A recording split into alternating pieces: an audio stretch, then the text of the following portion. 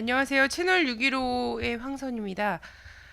요즘 전 세계가 한국 전쟁 이후에 한반도 최대 위기 상황이다 이렇게 이야기를 하는데 주저함이 없습니다. 뭐 남북미가 그 연일 지금 강경한 목소리를 막 높이고 있죠. 오늘 채널 615 150회 시간인데요. 오늘 시간에는 어, 북 핵실험과 그에 따른 여파, 그리고 지금 한반도 위기 구조와 관련해서 그리고 이 위기가 아직도 끝나지 않았다는 것과 관련된 이야기를 하도록 하겠습니다. 예, 주권방송의 권호혁 대표님 오셨습니다. 안녕하세요. 반갑습니다. 네. 아, 예상했던 대로죠. 네. 예, 예상했던 대로 북이 3차 핵실험을 단행을 했습니다. 그 어떤 실험이었는지 좀 먼저 소개를 해 주시죠. 예. 어떤 실험인지는 아직 파악이 안 끝났고요. 그 방사능 물질이 지금 네. 검출되지 않았다고 하죠. 방사능 아직은. 물질이 아니고 핵실험 이후에 발생되는 음, 기체 그리고 네. 그 관련한 방사능 성분들. 물질이라고 얘기하니까 사람들이 예. 다 엄청 무서워하면서 환경 예. 오염이다. 막 이래. 그래서 정확하게는 방사능 물질이 아니라 핵실험 이후에 나오는 기체 네. 이것이 이제 검출되지 않았다는 건데 그건 이따 말씀드리고 네. 우선 이제 2월 12일 오전 11시 57분 지금 이제 뭐 공식적으로 확인된 거는 함경북도 길쭉은 풍계리 시험장 여기서 이제 핵실험을 했다 이렇게 이제 보도가 됐고 북에서도 요 실험 이후 한 3시간 만에 관련 사실은 이제 공식 발표를 했습니다. 자 그런데 이제 요거 관련한 요 실험 관련한 여러 가지 이제 분석들 이런 것들이 좀 다른데요. 지금 네. 핵실험 관련해서 그 세계 각국이 중요하게 이제 관심을 가지고 있는 나라들은 요 실험들을 지켜봤기 때문에 관련 실험들에 대해서 나름 이제 분석을 합니다. 그래서 첫 번째는 이제 지진파 검토죠. 지진파를 이제 통해서 규모가 어떻게 되는지 이제 확인하는 거고, 그 다음에 이제 뭐 기체 수집을 통해서 어떤 내용의 핵실험인가 이런 것을 파악을 하는데 현재까지 지금 요거 관련한 그 발표 내용들을 보면 미국은 지진 리터 5.1의 강도로 진행됐다라고 발표를 했습니다. 네. 그런데 이제 규모, 폭발 규모에 대해서는 몇 킬로톤 이렇게 해서 아주 구체적으로 얘기는 발표를 안 했습니다. 네. 자, 일본은 그 강도보다는 이제 지진파에서는 5.2 지진파를 보였다 이렇게 발표를 했고요. 자, 독일도 5.2 얘기를 했습니다. 근데 특이하게는 독일은 40킬로톤에 이른다 이런 주장을 하고 있습니다. 그리고 한국은 4.9 지진리터에 6에서 7킬로톤 정도의 규모다 이렇게 발표를 하고 있고요. 차이가 많이 예, 나네요. 네. 러시아는 지진파보다는 규모에 대해서 7킬로톤 이렇게 좀 발표하고 있습니다. 그래서 나라마다 지금 다 다르죠. 이것이 이제 네. 정치적인 발표인지 아니면 각국의 그 위치가 다 다릅니다.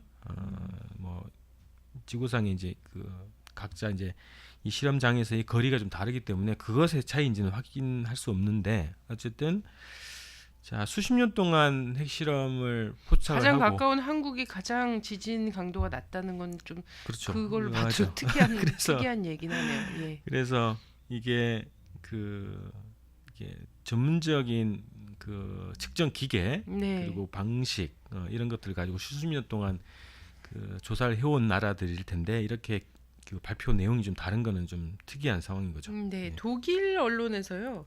아예 한국이 정치적 이유에서 굉장히 축소해서 발표를 했다라는 언급을까지 했더라고요. 네네 그렇죠. 예. 그래서 나라마다 이제 발표가 좀 다른데 좀 네. 구체적으로 좀 말씀을 좀 드리는 게 좋을 것 같습니다. 네네. 그래서 러시아는 그 지진 규모 요거에 대해서는 언급을 하지 않고요. 네. 러시아의 핵 문제 전문가 네. 그래서 블라디미르 노비코프 전략연구소 네. 국방정책실 네. 부실장이 이제 연합뉴스하고 인터뷰에서 이런 얘기를 했습니다. 자료에 따르면 폭발력이 5에서 10킬로톤 정도로 추정된다. 그래서 2차 핵실험보다 규모가 크다. 이렇게 얘기를 하고 있고요. 자, 기술적인 측면에서 성공한 실험이다. 이렇게 확인을 해주고 있습니다. 그리고 핵탄두 무기를 줄이고 소용하는 데 성공했다. 이런 내용이고요. 요거보다 좀 더 색다른 주장은 독일입니다. 독일 정부 산하의 연방 지질자원연구소가 3차 핵실험 폭발력이 40킬로톤에 달한다라고 이제 공식 홈페이지를 통해서 발표를 했어요. 자, 한국의 국방부 그리고 미국, 러시아 이런 것들의 이제 발표보다 최대 규모로 지금 발표를 한 거거든요. 자, 여기서 그 실험 관련해서 성공, 실패 이것도 이제 다양하게 좀 나오고 있습니다. 네. 자, 한국 국방부는 실패 가능성도 있다 이렇게 얘기를 하고 있단 말이죠. 그런데 네. 이제 브리핑 얘기를 좀 들어보면 국방부는 자, 규모 5.0으로 추정되는 지진이 감지됐다는 거고요. 네. 폭발력은 10킬로톤 넘는다. 이게 초기 발표 내용이에요. 네. 근데 10분 뒤에 다시 이제 정정 보도를 이제 발표를 합니다. 다시 판단해 보니 진도가 4.9 정도고 위력도 6에서 7킬로톤 정도 불과하다. 네. 그래서 공격적인 핵폭발 수준에 못 미친다. 이렇게 해서 말을 바꾼 상황입니다. 네. 국방부가 특징이죠. 이렇게 말을 삽시간에 바꾸고 막 이럴 때는 그렇죠. 예, 이랬던 예가 몇 번 있었어요. 자, 그리고요. 그다음에 방금 말씀드린 독일은 3차 실험 자체가 지진 규모가 5.2로 네. 이제 측정을 한 거예요. 제일 큰 규모로 이제 발표를 한 겁니다. 네, 일본이랑 같죠? 예, 일본과 같고요. 네. 자, 그래서 폭발력은 40킬로톤을 넘을 것이다. 이렇게 좀 이 분석을 했죠. 정도면 어느 정도를 얘기하는 건가? 자, 히로시마에 그 떨어졌던 것이 16킬로톤, 나가사키 21킬로톤, 히로시마 16킬로톤 이겁니다. 그러면 네. 2배 정도, 네. 그죠? 예. 2배에서 2배 반 정도 예. 큰 규모로 했다는 거죠. 자, 이렇게 좀 내용이 좀 나오고 있습니다. 그런데 이제 미국이 폭발 규모에 대해서 발표를 안 하고 있어요. 몇 네. 킬로톤 정도 뭐 이렇게 얘기를 하고 있단 말이죠. 그래서 한국과 미국의 발표를 봤을 때 이제 축소하는 분위기가 있는 것 아닌가 이렇게 좀 보여지는 거고요. 근데 그런 것에 반해서 공통적으로는 소형화 실험 그리고 폭발력을 강화한 소형화 실험을 성공한 것으로 대체적으로 이제 그렇게 평가하는 분위기입니다. 그렇게 되면 대륙간 탄도미사일에 장착 가능한 소형화에 성공했을 것이다. 이것이 현재까지 이제 그 상식적인 판단 내용이 될 것 같습니다. 네. 이번에 한 실험이 플루토늄인지 우라늄, 농축 우라늄 핵실험인지에 대한 관심도 굉장히 지대하지 않습니까? 그렇죠. 사실 요게 되게 관심 많은 것 같더라고요. 네. 이게 예. 이제 관심 많은 이유가 네. 핵실험이 앞으로 이제 북의 핵 보유가 이전에 이제 그런 얘기했죠. 질량적으로 확대하고 현대화할 것이다 이런 얘기했단 말이죠. 그래서 네. 그런 것을 판단하는 데 이제 중요한 기준이 되기 때문에 관심이 많은 건데요. 우선 자, 이게 그 어떤 실험인지 분석하기 위해서는 대기 중에 그 떠돌아다니는 방사성 동위원소 이것을 분석해야 어떤 실험인지를 확인할 수 있다는 겁니다. 그래서 이제 그 보통 이제 방사능 물질이 나온다 이렇게 얘기하는데 그거는 그 서울대 교수님 네. 분석에 따르더라도 그 지하 핵실험 같은 경우에는 차폐막이 2중 3중으로 되기 때문에 방사능 물질이 나올 수는 없다. 0에 가깝다 이렇게 주장을 한단 말이죠. 네. 나올 수 있는 건 기체, 실험 후에 나오는 기체가 검출될 수 있다 이렇게 얘기를 한 겁니다. 그래서 기체 중에는 제논과 크립톤이라고 하는 그런 그 기체가 있답니다. 이것을 분석을 해야 어떤 종류의 실험을 했는지를 이제 확인할 수 있다는 거예요. 그래서 뭐 동해 쪽에 이제 그 포집기 기계 장치를 설치해가지고 검출을 시도했는데 지난번 네. 2차 때도 하나도 안 나왔었잖아요. 2차 때는 나왔죠. 예, 2차 1차 때는 나왔고 2차 때는 예. 안 나왔죠. 네네. 1차 때는 이제 제논이 검출이 됐어요. 네. 2차 때는 이제 확인이 안 된 거죠. 네. 이번 3차 때에도 지금까지는 포집이 안 됐다는 거예요. 네. 그래서 분석이 어려운 상황으로 가고 있는 것 같고 또 요 기체 성분이 짧게는 반감기가 9시간 길게는 뭐 한 2주 정도라고 하는 거거든요. 그래서 네. 점점 갈수록 시간이 지날수록 이것을 포집하기 어렵다. 그래서 성분을 분석하기 어려운 정도로 이제 갖고 있다는 거죠. 자, 그런데 플루토늄이냐 우라늄이냐 이것이 갖는 의미가 있다는 거죠. 네. 자, 플루토늄 같은 경우에는 북이 몇 년 전에 이제 그 8,000개 핵 연료봉을 전면 재처리해서 무기화할 것이다 이렇게 공식 발표를 했단 말이죠. 그럼 8,000개 핵 연료봉에서 나올 수 있는 그 플루토늄 양이 몇 킬로, 10킬로 안팎이라는 거죠.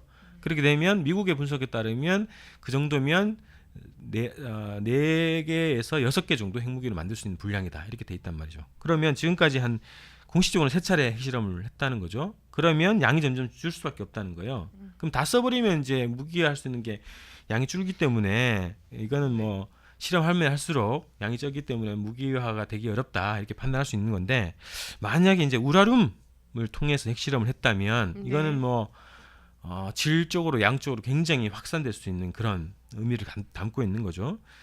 자, 해커 박사, 미국의 이제 핵 전문가 해커 박사가 이제 2010년도에 북에 가서 초현대적 그렇죠. 시설이 돼 있었다 그렇죠. 그랬죠. 뭐 깜짝 놀랄 네. 만한 그런 시설을 보고 갔다는 거죠. 원심 분리기를 통한 그 우라늄 농축이죠. 농축 우라늄을 양산할 수 있는 그런 시설을 보고 왔다는 거 아닙니까? 그렇게 되면 북에 이제 우라늄은 무진장한 거죠. 세계 매장량을 뛰어넘는 뭐 매장량을 가지고 있다고 하는 그런 주장도 있는데요.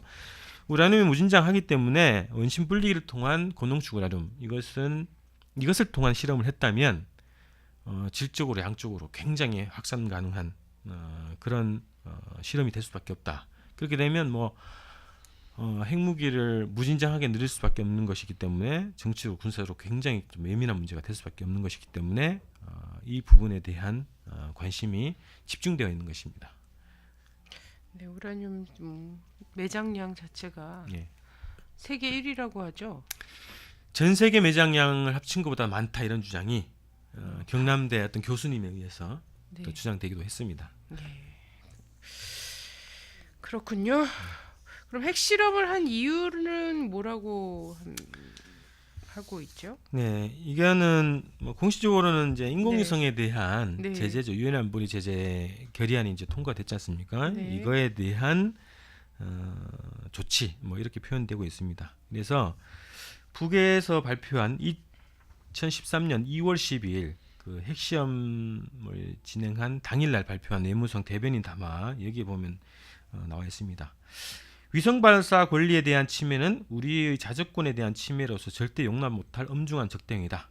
이런 거죠. 그래서 원래 우리에게는 핵시험을 꼭 해야 할 필요도 계획도 없었다. 이런 겁니다. 그런데 이제 이 제재를 했기 때문에 우리가 시험을 한 거고, 핵시험의 주된 목적은 미국의 날강도적인 적대 행위에 대한 우리 군대와 인민의 치솟는 분노를 보여주고 나라의 자주권을 끝까지 지키려는 성군 조선의 의지와 능력을 과시하는 데 있다.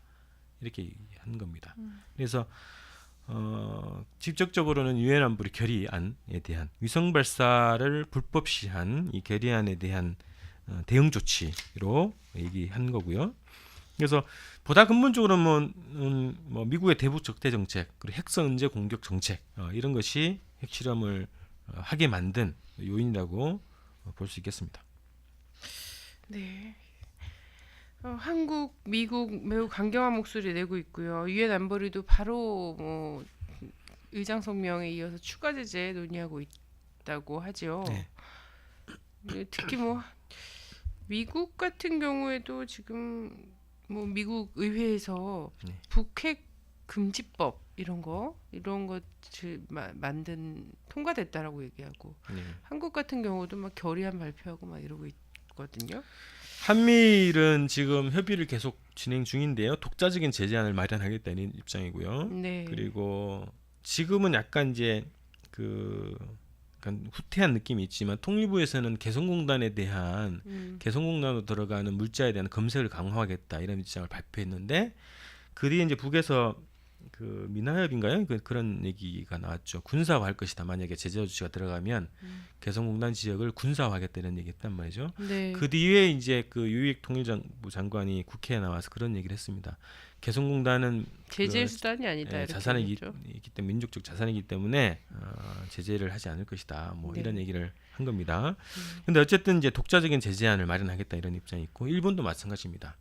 중국과 러시아는 뭐 독자적인 제재안을 마련할 계획은 없다 이렇게 얘기를 하고 있는 상황이거든요. 그래서 기본적으로는 한미일 3국, 특히 이제 한국과 미국이 대북 제재를 추진하겠다 독자적으로 이런 얘기를 하고 있고, 유엔 안보리 순행 의장국이란 말이죠. 지금 한국이. 그래서 한국이 좀 제안을 해서 유엔 안보리 회의를 긴급 회의를 소집했고 여기에서 추가 제재를 하겠다 이제 이런 입장을 내고 지금 논의를 하고 있는 상황입니다.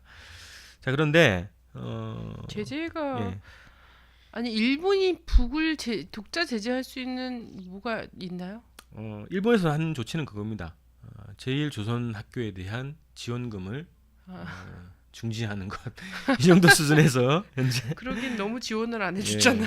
그리고 지원을 안 하는데 이제 지원 안 하겠다 이제 발표하는 거. 또 하나는 뭐 네. 민족학교 앞에서 우익들이 네네. 그 방송차를 아, 대고 난장 뭐 부리는 거죠. 이런 것들이 좀 나타나는 건데요. 네. 자, 실질적으로 뭐 유엔 안보리를 포함한 이제 유엔 제재, 뭐 미국의 네. 경제 제재 이런 것들이 수십 년 동안 진행됐고 네. 그 과정에서 이제 북이 제재를 할 테면 하라 이런 입장이었죠. 그 네. 실질적인 효과가 없었다는 것이 지난 한 60년, 70년 동안 이제 결과물입니다. 네. 이런 상황에서 제재라는 것이 실질적으로 북의 이 핵실험을 막을 수 있는 방법이냐, 네. 공허한 그냥 그 말에 불과하냐, 뭐 이런 것들이 저는 논의죠. 단 한 번이라도 관계가 좀 정상적이었던 적이 있어야 제재를 해도 무슨 효과가 있을 텐데 예, 연이에 계속되는 제재와 왜 해해 년년마다 계속됐던 제재였잖아요. 예. 여기서 어떤 추가 제재를 할 수 있을지 모르겠는데 지금은 하여튼 말폭탄을 굉장히 세게 던지고 있는 과정인 것 같거든요. 근데 이것이 이제 우리가 또 역으로 볼 게 뭐냐면 이 제재 논의가 강화가 되고 독자 제재를 하겠다 이런 분위기 자체가 네. 실질적으로는 그들이 주장하고 있는 북의 도발, 뭐 음. 북의 핵시험 이런 조치들을 막을 수 있는 실질적인 힘으로 작용은 하지 않는데 네. 역으로 미국의 군사력 강화 혹은 미국으로부터 한국의 무기 압력, 무기 구매 압력 이런 것들로 지금 오히려 제재 논의가 강화되면 강화될수록 돈을 써야 되는 것은 한국 네. 정부라는 거예요. 그렇죠. 네, 한국일 수밖에 없다는 거예요. 지금도 막 장사정포 이런 거 끌고 예. 가서 계속 그 배치하고 이러고 있지 않습니까? 한국 정부가 몸이 닳고 있는 것 같은데. 그래서 이게 뭐 대북 제재의 실효성이라기보다는 어떻게 보면 정치적인 효과, 미국이 노리고 있는 정치 효과, 한반도를 주변으로 한 한반도 인근에 미국의 무력을 증강하는 명분, 그리고 한국을 비롯한 이 그 하위 동맹국들의 그 무기를 강미할 수 있는 그런 명분을 만드는 것으로 활용되어 왔던 것이 기간의 이제 제재 논의 분위기였다는 거예요. 네. 그래서 이게 과연 북을 향한 것인지 한국 정부를 향한 것인지 모를 정도로 이 제재 조치가 실제 실효성은 없다. 현재 명분 내고 있고 있는 대북 제재의 실효성은 없고 오히려 그 여기 이제 동참하고 있는 한국과 미국, 한국과 일본 여기에 미국의 이제 군사적 압력, 군사적 계획에 더 종속되는 결과만 나왔던 것이 지난 과정이었다 이렇게 이런 것은 좀 봐야 될 것 같습니다. 네. 북에선 또 제2, 제3의 연속 대응 이런 걸 천명을 했어요. 그리고 오늘 뉴스죠. 지금 15일인데요. 15일 뉴스에서도 뭐 엄청난 크게 발사대를 또 만들고 있다거나 네. 뭐 바로 이어서 내일이나 이렇게 해갖고 미사일 중거리, 한국 뉴스는 중거리라고 얘기하더라고요. 네. 중거리 미사일 발사 시험 발사가 있을 것이다. 이런 얘기가 지금 막 되고 있단 말이죠. 네네. 그래서 네. 오늘 그 동창리 발사장이죠. 동해에 네. 있는 동창리 발사장에 뭐 분주한 움직임이 포착됐다 이런 얘기입니다. 네. 그리고 이제 크레인도 바꾸고 그래서 음. 그 규모를 봤을 때 은하삼호 발사장보다 몇 배가 되는 발사체를 준비하고 있는 것 아닌가 이런 얘기를 했단 말이죠. 그래서 북에서 원래 2017년까지 5개년 계획, 우주개발 5개년 계획 하에서는 뭐 은하 9호까지 발사하게 되어 있는 것으로 좀 보여지거든요. 그래서 보다 크고 위력한 이제 로켓, 운반 로켓을 발사할 것이다 이제 공표를 했기 때문에 그 차원으로 지금 준비하고 있는 것으로 지금 보여집니다. 그래서 이것이 어느 정도 규모인지는 뭐 나중에 공개돼봐야 알겠지만 어쨌든 연속적으로 발사하겠다는 것이 그 조선노동당 정치국 회의에서도 공식 결정됐단 말이죠. 그래서 그 결정에 따라서 요 움직임들은 뭐 거의 뭐 그런 방향으로 가지 않겠는가 이제 보여지는 거고요. 이것도 이 2, 3차 대응에 관련해서도 외무성 대변인 담화를 좀 참고를 해야 되겠습니다. 거기서 이렇게 나와 있습니다. 이번 핵시험은 우리가 최대한의 자제력을 발휘한 1차적인 대응 조치다 이렇게 얘기를 했어요. 미국이 끝까지 적대적으로 나오면서 정세를 복잡하게 만든다면 보다 강도 높은 2차, 3차 대응으로 연속 조치들을 취해 나가지 않을 수 없게 될 것이다. 이런 얘기를 했습니다. 그래서 그 2차 대응, 3차 대응이 핵실험이 아닐 가능성이 있죠. 핵실험 외에도 북에서 지금 나올 수 있는 카드가 몇 가지가 좀 있다고 보여지는데요. 하나는 지금 말씀드린 것처럼 동창위성 발사장에서 은하 3호보다 더 큰, 더 위력한 로켓을 발사하는 이런 것도 좀 포함될 수 있겠고요. 또 하나는 지난해 그 4.15 열병식에서 공개됐던 대륙간 탄도미사일 실험을 할 수도 있다. 이런 겁니다. 그래서 그리고 뭐 보다 더 큰 규모의 또 핵실험도 뭐 배제할 수는 없겠죠. 그래서 여러 가지 카드를 쓸 수 있겠다 이렇게 볼 수 있는 거고요. 자, 이렇게 되면 지금 뭐 안보리 제재 논의가 되고 있고 그 제재를 통해서 북의 적대 정책이 여전히 더 강화되고 있다라고 이제 판단하고요. 그것을 또 명분으로 2차, 3차 대응 거기에서는 뭐 위성 발사, 대륙간 탄도미사일 실험 그리고 또 다른 뭐 핵시험 이런 것이 포함된 대응으로 갈 가능성이 굉장히 높은 상황인 거죠. 그래서 자, 이것이 이렇게 됐을 때 어떻게 될 것이냐? 실질적인 대북 뭐 북의 미국이나 이제 그 여타 동맹국들에서 얘기하는 북의 도발을 억제하고 제재하기 위한 실질적인 방법은 전쟁밖에 없는 거죠. 그런 상황밖에 없다. 그래서 이 대북 제재에 이어서 또 다시 이제 진행될 가능성 높은 2차, 3차 대응 이것에 대한 미국의 대응에 따라서 뭐 아주 극단적인 상황으로 갈 수 있는 상황으로 보여집니다. 네. 그 간단하게 뭐 극단적인 상황으로 갈 수 있는 상황이다 이렇게 얘기했는데 네. 그 앞으로 어떻게 되는 거죠? 저는 뭐 이 상황에서 그 한국 정부라도 뭔가 이 악화된 상황을 좀 막기 위해서 왜냐면 이제 전쟁터가 되면 가장 큰 피해를 받을 수밖에 없는 곳이기 때문에 또 남쪽에는 엄청난 핵 발전소가 있지 않습니까? 어, 지금 핵실험 이후에 검출되는 기체를 갖고도 방사능 오염에 막 대한 쓸데없는 비과학적인 걱정까지도 막 이렇게 그 전문가들이라고 표현한 사람들이 나와서 막 발표를 한단 말이죠. 우려를 표명하고 이럴 정도인데 사실은 여기서 보다 더 그 제재 압력 뭐 이런 쪽으로 쭉 나갔을 때는 오히려 지금 그 핵 지뢰밭 상황이잖아요. 남쪽 상황이 네네. 핵 발전소가 있고 미국도 그렇고요. 이런 핵 지뢰 상황인 남쪽에서 상당한 피해를 볼 수밖에 없는데도 불구하고 계속해서 뭔가 실제 전쟁할 수 있고 선제 공격을 기정사실화해야 되고 그렇게 하는 걸 해야만 이게 해결책인 것처럼 막 전문가들이 나와서 얘기를 한단 말이에요. 굉장히 도발적으로. 우리 국민들이 다 죽을 작정을 하면 되는 건가요, 지금? 자, 이 관련해서 이제 아까 말씀드렸던 이제 러시아 전문가가 그런 얘기했습니다. 선제 네. 공격에 대해서 어떻게 생각하는가? 음흠. 북의 핵시설 선제 타격 방안에 대해서 아주 위험한 비정상적 발상이다 이렇게 얘기를 네. 했습니다. 자, 핵시설을 파괴할 수 있는 파괴할 것이라는 보장도 없고 네. 파괴하지 못하면 대응을 네. 받을 것이기 때문에 이건 재앙이다. 네. 그래서 이제 비정상적인 발언이다 얘기를 했단 말이죠. 네. 그런데 이제 그 뭐 정승주 합참의장이라든가 이런 사람들이 선제 공격 발언을 하고 또 어제 14일이죠. 어제 동아일보와 이명박 대통령이 또 마지막 임기 말년에 이제 마지막 인터뷰를 했단 말이죠. 거기에 이제 정권 교체, 체제 변경, 정권 뭐 북의 체제 이제 변경 얘기까지 입에 올랐습니다. 그래서 이런 상황이 실제적인 이 그 평화 상태를 정착시키고 위기 상태를 이제 그 관리하는 이런 것에는 도움이 되지 않고 실제적인 그런 뭐 완화 정책으로 갈 수 있는 길은 봉쇄하고 또 실제적인 능력이 있을지는 모르겠습니다. 그럴 이제 능력이나 또 결심도 필요한 건데 그리고 권한도 필요한 건데요. 그런 권한과 의지와 이런 것이 다 갖춰져 있는가 이런 것도 의문이 되는데 실질적인 현실적인 가능성 낮으면서 오히려 말의 성찬을 통해서 이 긴장을 국민들을 더 위험에 예. 몰아넣고 있는 거죠. 긴장을 지금. 더 강화하는 방식으로 지금 가고 네. 있기 때문에 이명박 정권 자체가 이 전쟁 위기의 불쏘시개 역할을 하고 있는 상황이다 이렇게 보여집니다. 네. 자, 그런데 북의 입장은 뭐 단호하죠. 뭐 이미 작년 8월달에 그 조국 통일 대전에 대한 작전 계획을 설명했다는 발표된 이후에 그 기조가 계속 유지되고 있는 상황이거든요. 그래서 이제 물리적으로 핵실험이나 미사일 발사, 위성 발사를 통해서 그런 위력 자체를 이제 보여준 과정이었고요.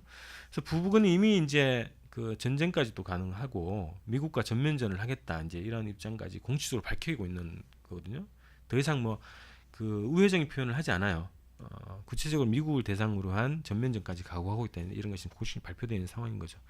자 여기에서도 또 하나는 좀 미국 입장인데요. 미국은 핵실험에 대해서 그리고 인공위성에 대해서 이제 제재 결의를 이끌어냈단 말이죠. 그런데 북이 이런 군사적 조치에 대해서 어떤 대응을 하지 않으면 미국 자체의 위신은 떨어질 수밖에 없다 이런 거죠. 세계 경찰 국가로서 이제 위신이 떨어질 수밖에 없는 거고 또 하나 이것을 수용해서 이제 대화 공유로 나가는 것도 굉장히 치명적인 입장인 거죠. 그래서 양당 간에 이제 결단을 내야 되는 그런 상황입니다. 어디로 갈 것인지 정의가 좀 필요한 상황인데요. 아까 말씀드렸던 북의 외위성 담화에서 이런 얘기를 했습니다. 미국은 지금이라도 우리의 위성 발사 권리를 존중하여 완화와 안정의 국면을 열겠는가 아니면 대조선 적대시 정책을 끝까지 추구하여 정세 폭발을 향한 지금의 잘못된 길을 계속 걷겠는가 하는 양자택일을 해야 할 것이다. 이런 겁니다. 이것이 이제 미국의 그 선포를 한 거죠. 어떤 것으로 갈 건지, 뭐 전쟁으로 갈 것인지, 아니면 대타결로 갈 것인지 이런 걸 선택해라 이런 그 선포를 한 건데요. 여기에 대해서 이제 미국이 대응을 하지 않을 수 없습니다. 어떤 방식으로든 전쟁의 방식이든 아니면 대타결의 방식이든 대응을 하지 않을 수 없습니다. 그런데 이 양자가 미국의 입장에서는 굉장히 좀 치명적인 그런 결과를 나올 수 있기 때문에 굉장히 어려운 처지일 수밖에 없다 이렇게 보여지는 거고요. 자 그리고 이런 얘기가 있습니다. 독일 그 슈피겔이라고 이제 언론에서 이런 발표를 했죠. 그 독일에서 이제 발표한 연구소 자료가 40킬로톤의 폭발력이라고 핵실험에 대해서 이제 분석을 했는데 그것을 인용해서 북의 핵실험이 큰 진전을 이뤘고 미국의 핵 억지 정책을 좌초시켰다 이런 얘기를 했습니다. 그래서 더 이상 미국의 대북 핵 정책 자체가 이제 파산됐다 이런 얘기를 하고 있죠. 그리고 미국의 전문가들 뭐 보스워스나 이런 이제 전임 그 관료들도 북미 대화를 촉구하고 나섰습니다. 직접 대화를 하는 방법밖에 없다. 그리고 그 2월 달에 있었던 뭐 한국에 있었던 토론회에서 그 페리 전 국방장관이 또 그런 얘기를 했죠. 있는 그대로의 북한을 인정한 속에서 그 기초에서 대화를 해야 된다. 네. 현실적인 북한, 핵 국가가 되어 있고 군사력이 강력한 북의 현실 그대로 인정한 조건에서 북미 대화를 해야 된다는 이런 주장을 해왔던 거죠. 그리고 러시아 전문가도 그런 얘기를 했습니다. 북이 이제 이미 핵 국가가 됐기 때문에 이것을 인정을 하고 북미 직접 대화를 해야 된다. 그 방법밖에 없다. 이런 주장을 하고 있습니다. 네. 자, 이렇듯 이제 이 문제에 관련해서 지금 세계가 지금 미국을 바라보고 있습니다. 한반도를 보면서 이 북의 대응에 대해서 미국이 어떻게 움직일 것이냐. 이것은 초미의 관심사로 지금 보고 있는 상황이거든요. 여기에 대해서 미국이 만약에 어떤 그 대결의 방향으로 가게 된다면 네. 뭐 한반도는 그야말로 실제 전쟁 국면, 전쟁 상태, 전쟁으로 들어갈 수밖에 없는 그런 상황이다. 이런 상황입니다. 네. 핵과 대륙간 탄도 미사일을 갖고 있는 나라 간의 충돌이 될 거기 때문에 한반도와 미국 대륙이 되겠네요. 그렇죠. 예, 전쟁이 되겠죠. 예. 뭐 직접 대화를 하기도 사실은 미국 입장에서 체면이 말이 아닌 상황일 거고요. 제재와 압박을 막 이야기하긴 하지만 효과가 별로 실효성이 없을 거다라고 많은 전문가들은 내다보고 있고, 그래서 직접 대화를 하자니 좀 이 대국의 체면이 말이 아닌 것 같고, 그죠? 그리고 또 전쟁을 하자니 이 전쟁이 한반도 38선 이북만 부서질 거라는 보장이 없고 이런 거지 않습니까? 그렇죠. 다 선택하기 참 쉽지 않은 상황이긴 한데 이래도 저래도 망신스러울 것 중에는 그래도 살아남는 게 중요하죠. 네. 네. 그 지금 이게 미국의 처지, 그러니까 북이 만약에 이제 이 군사적 조치를 더 이상 하지 않는 상태가 되기 위해서는 대화 국면으로 가기 위해서는 몇 가지 담보가 있습니다. 미국이 취해야 될. 제일 첫 번째는 결의안을 철회하는 거예요. 유엔 안보리 결의안을 철회하는 건데 굉장히 쉬워 보이는데요. 쉬워 보이지만 이게 또 정치적으로는 굉장히 또 어려운 거죠. 유엔 안보리 15개국이 모여가지고 공식적으로 취해야 한다. 이것을 공식 선포해야 되기 때문에 쉽지 않은 상황인데 이걸 처리해야 되는 게 좀 하나 있고 또 하나는 평화협정 체결 논의를 하겠다 이런 입장을 공식으로 밝혀야 된다는 겁니다. 자, 그와 더불어서 주한미군 철수에 대한 입장까지 담은 평화협정 체결안에 대해서 전향적인 입장을 갖지 않으면 북의 이런 대미 전면 대결전 이 상태가 전혀 해소될 가능성은 없어 보이는 상황입니다. 네. 북이 이제 입장 밝힌 것은 20년의 북미 대결을 총화한 그런 그 국가적 입장 아닙니까? 국가적 입장이기 때문에 이것이 철회되기 위해서는 기본적으로 이 몇 가지 전제 조건이 성립되지 않으면 북미 간에 절대 대화가 이루어질 수 없다. 예전처럼 뭐 긴장이 고조됐다가 다시 대화 국면으로 가고 이런 파도 형식의 그 국면으로 가기는 어려운 상황이다 이런 겁니다. 그래서 북의 입장이 워낙 강경하고 미국도 양자택일의 지금 상황으로 모여 있기 때문에 또 쉽지 않은 상황에 처해 있는 겁니다. 그래서 지금 현재로는 대화보다는 대결로 갈 가능성이 굉장히 농후한 상황이고요. 그렇게 되면 사소한 어떤 충돌, 예를 들면 뭐 내일 다시 뭐 김정일 국방위원장 뭐 생일에 맞춰서 대북 전단 뿌린다고 하지 않습니까? 네네. 그런 것들을 포함해서 서서한 이 충돌 이런 것이 전면전으로 비화될 수 있는 충분히 가능한 그런 것이 한반도 상황이다 이렇게 보입니다. 네. 네, 전 여기서 만약에 이 고민을 통해서 미국이 그래도 뭐 본인들은 이제 뭐 되게 합리화를 하면서 이제 대화의 장으로 나오게 된다면 말이죠. 걱정되는 건 그겁니다. 한국의 정부가 예. 또 그 대화를 또 막을 수도 있다 이런 생각이 들거든요. 왜냐면 최근에 이 상황과 관련해서 보면 또 선제 공격이라든가 조준 타격, 그죠? 이제 북의 최고 지도부의 집무실 창문을 타격할 수 있다 뭐 이런 네. 얘기까지도 딱 하는 거 보는데 이런 발언은 사실 미국 국방부나 국무부에서도 나오지 않는 얘기거든요. 근데 그렇죠. 이게 이제 북미 간의 그 기간 역사적인 핵 문제 아닙니까? 핵 대결. 예, 이 과정에서 지금 오히려 한국 정부가 중간에서 이거를 어떻게든 좀 가라앉히면서 우리 국민들을 좀 안심할 수 있게 하는 것이 아니라 말로 지금 완전 더 전쟁 불지를 막 하고 있는 이런 것 같거든요. 뭐 지금 실제적인 뭐 전쟁 상태에 들어가 있다 이렇게 봐야 되겠죠. 네. 뭐 그, 총이 날아다니지 않지만 총알이 네. 실질적인 그런 전쟁 중이다. 상황에서 임기를 이제 고작 한 열흘 정도 남겨놓은 대통령이 쥐도새도 모르게 뭐라 그랬죠? 쥐도새도 모르게. 북의 잠수함을 음, 깔 수 있는 능력이 있다. 뭐 음. 이런 발언을 하는 거죠. 그 본인이 딱 쥐도새도 모르게라고 얘기해서 많은 네티즌들이 기뻐하더라고요. 네. 쥐도새도 모르게. 뭐 무슨 일이 일어나든 쥐도새도 모를 것 같긴 하다. 뭐 이러면서 그렇습니다. 예, 오늘 말씀 감사합니다. 그렇습니다. 예, 한반도 위기 계속 끝나지 않고 있고 고조되고 있는 이런 상황에 대해서 좀 알아봤는데요. 여기서 이제 우리는 한반도에 살고 있는 이곳의 주민이잖아요. 그래서 우리는 어떤 입장을 가져야 하는가. 사실 남쪽 정부와 북쪽 정부와 뭐 이런 곳의 입장과 이런 것들도 굉장히 중요하고요.